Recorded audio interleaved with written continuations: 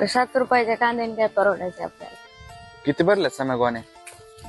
समजा मुजरी 71 71. कोणत्या मार्केटला न्यायचा कांदा? नगरला. नगरला? हा. आपल्या प्लास्टिकच्या का गोण्या भरल्या त्या? अरे 7 रुपये कांद्याने परवडत थोडी पोत्याच्या गोण्यावरून.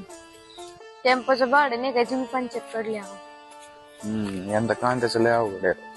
बायांचे पैसे द्यायचे, औषधाचे द्यायचे, औषधवाल्याची लय उधारी. म्हणजे यंदा काय समूचं सगळं तोट्यातच दिसते का मग? यंदा सगळं तोटा आहे, नफा काहीच नाही.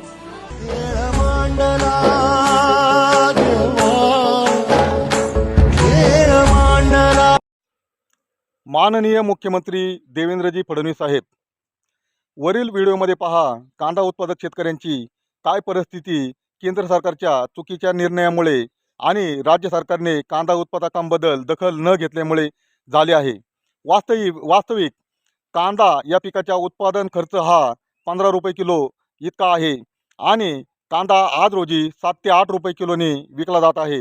शेतकऱ्यांच्या पदरी काही पडत नाही. शेतकऱ्यांच्या पदरी घोर निराशा येत आहे. वास्तविक जागतिक उत्पादनात जवळपास 35% कांदा आपला भारत देश पिकवतो आणि भारत देशाच्या उत्पादनापैकी 60% कांदा आपलं महाराष्ट्र राज्य पिकवतं. म्हणजे थोडक्यात भारत देशात 40 कोटी एकर शेतीयोग्य जमीन आहे आणि महाराष्ट्र राज्यामध्ये 5 कोटी एकर इतकी शेतीयोग्य जमीन आहे. त्यापैकी त्या शेतीयोग्य जमिनीमध्ये 60% कांदा आपलं महाराष्ट्र राज्य पिकवतं. कांदा हे पीक महाराष्ट्राच्या जडणघडणीतील एकदम महत्त्वाचे पीक असून या कांदा या पिकाला 35 रुपये किलोचा हमीभाव स्वामीनाथन आयोगाच्या शिफारशीनुसार देण्यात यावा अशी मी तुम्हाला विनंती करीत आहे. आणि तुम्ही केंद्र सरकारकडे यासाठी शिफारस करून कांदा या पिकाला 35 रुपये किलोचा हमीभाव मिळवून देण्यात यावा आणि महाराष्ट्र राज्याची आणि भारत देशाची अर्थव्यवस्था जी शेतकऱ्यांच्या जीवावर अवलंबून आहे ती वाचवावी अशी तुम्हाला विनंती करीत आहे. सौगंध मुझे इस मिट्टी की, मैं ये देश नहीं मिटने दूंगा.